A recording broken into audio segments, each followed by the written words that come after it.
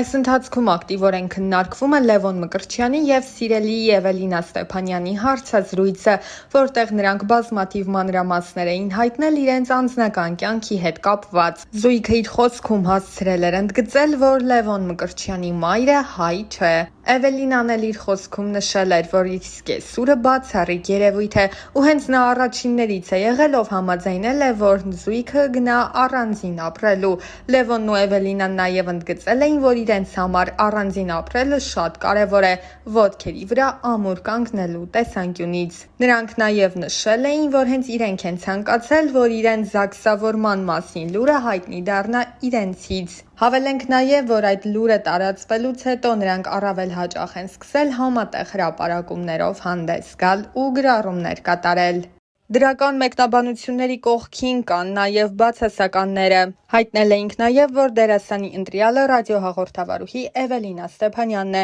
ով նման բուռն քննարկումների ֆոնին Instagram-յան իր էջի story բաժնում հրապարակել էր դեռ 3 տարի առաջ արված հոլովակներից մեկը Լևոնի մասնակցությամբ ու դրանքից նշել էր. «Անվերջ սերը իրական է, բանակի տարիներ, բախտի տերը թաղեմ»։ Նշենք, որ հեռուստասերիալում Լևոնի խաղընկերուհին դերասանուհի Ռոզա Դավթյանն է։ Նրանց կերտած զույգը արդեն հասցրել է սիրվել հանդիսատեսի կողմից։ Հավելենք, որ նշանադրության մասին հրապարակմանը կից դերասանուհին գրել էր.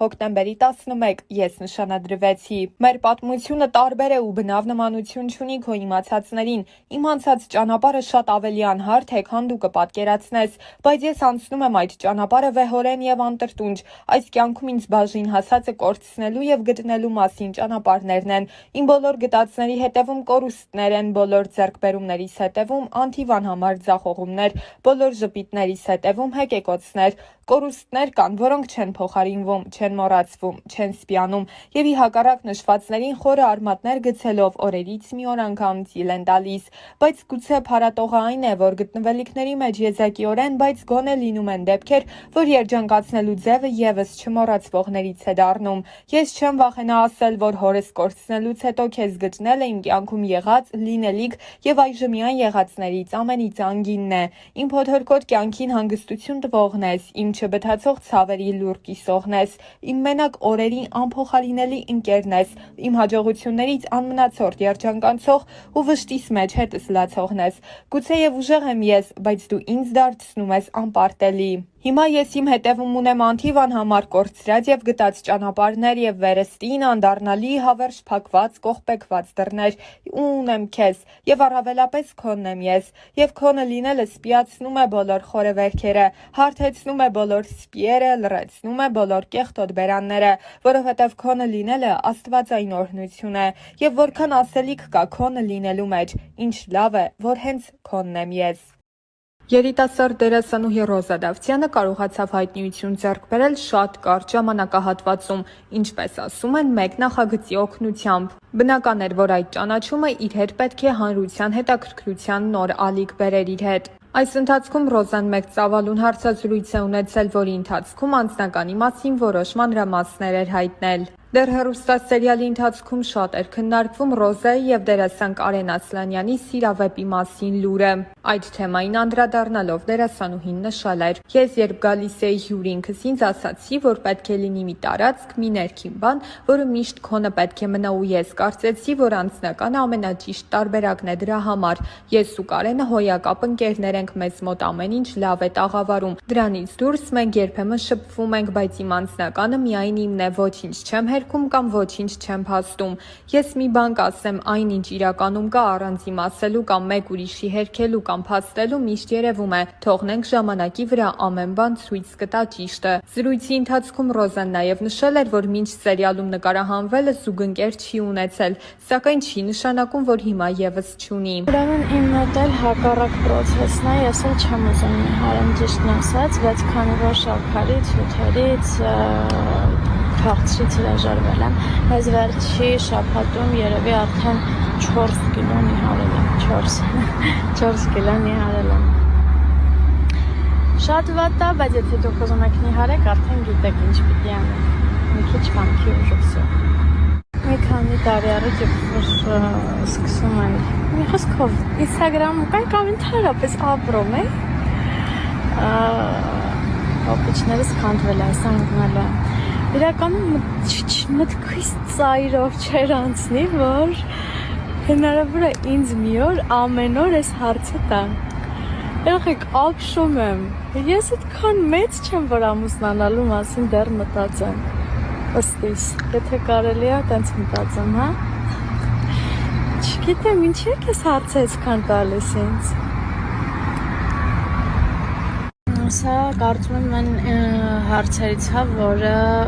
մի պատասխան իր մեջ չի ներառում, այլ շատ ու շատ պատասխաններ, որովհետև ինքնստինքյան արդեն ինդիվիդուալ հարց է ու հետևաբար ինդիվիդուալ եւ յուրապատասխանա ակնկալում։ Տեսեք, եթե օրինակ ունեք քթի կոմպլեքս, արտաքին կոմպլեքսների մասին ասես խոսենք, դրա լուծումը արդեն դուք կարող եք տալ, բայց եթե խոսքը ներքին կոմպլեքսների մասին է, դա արդեն հոգեբանական մոտեցում է պահանջում։ Չգիտեմ, կան իրականում կոմպլեքսներ, որոնք այնքան էլ կոմպլեքս չեն, ինչքան մենք ենք դա դարձնում այդպիսին, բայց արդեն ներքին կոմպլեքսները դրանք լուրջ բարդություններ են, որոնց դեմ պիտի հոգեբանորեն պայքարեք։ Չգիտեմ ինչքանով կարողացա օգնեմ, շատ դժվար հարցեր, դժվար պատասխանել ակնկալում էր։ Սա համարենք վերջին հարցը, որովհետև գիտեք, որ ես ատում եմ շատ ստորիներ ու երբ որ իմ մոտ էլ այնպես ստացվում, որ շատ են, նյարդերից չգիտեմ ինչ եմ, Instagram չեմ մտնում, որ չտեսնեմ, որ շատ եմ գցել։ Տեսեք, ես այս հարցին, թե հաղորդման ժամանակ, Օվսիկետ մեր հաղորդման ժամանակ, թե առհասարակ ստորիներով ինչքան տեսեք, ես անընդհատ պատասխանում եմ, կամ դուք ուշադիր հետևորդներ չեք, որ այս հարցն ինձ անընդհատ տալիս եք, կամ չգիտեմ։ Դուք մտածեք արդեն ձեր պատասխանները գտեք։ Էլ չեմ պատասխանելու։ Всё։ Բարի լույս։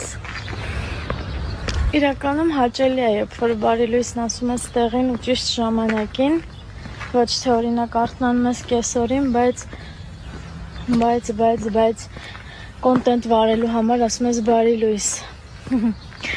Ես բարի լույսը դիմավորել եմ, դրա համար բոլոր իրավունքներն ունեմ ձեզ ասելու բարի լույս եւ ասեմ, որ ոչ թե դուրս եմ եկել վազելու, չնայած նրան, որ ես երկար տարիներ զբաղվել եմ շատ ակտիվ սպորտով, առավոտները վազել եմ, հիմա բայց այդ ժամանակը չունեմ, բայց դուրս եմ եկել, որովհետեւ տունը չէր ստացվում կարդալ, մի քանի փորձեր արեցի անհաջող Հիմա որոշել եմ փոխեմ լոկացիան, որովհետև պետք է ինձ կարդալ։ Ու չեմ քնել բարի լույսը դիմավորել եմ, որովհետև դիտում եմ կինոներ բացերը լրացնելու համար։ Ընկերներ, վերջապես ես տանն եմ, ինչպես տեսնում եք։ Եվ մի շատ կարևոր բան, որքան առիթներ եղել են երկրից դուրս գալու, թե ճամփորդելու, թե գործնական, եթե, միևնույնն է, ես ոչ մի երկրում ինձ լավ չեմ զգում եւ բանը ընդհանրապես նրանում չէ, թե ինչպես են ինձ ընդունում, ինչպես են հյուրընկալում, այլ իմ հոգուց է, իմ ներսից է, որ ես չեմ կարողանում ինձ լավ զգալ։ Գիտեք, ես ուրախ եմ ու ես ամեն անգամ հետ վերադառնալուց եմ հասկանում, որ ես հպարտ եմ, որ ես ունեմ ինքնություն, որ ես ունեմ ծննդավայր, որ ես ունեմ հայրենիք ի վերջո։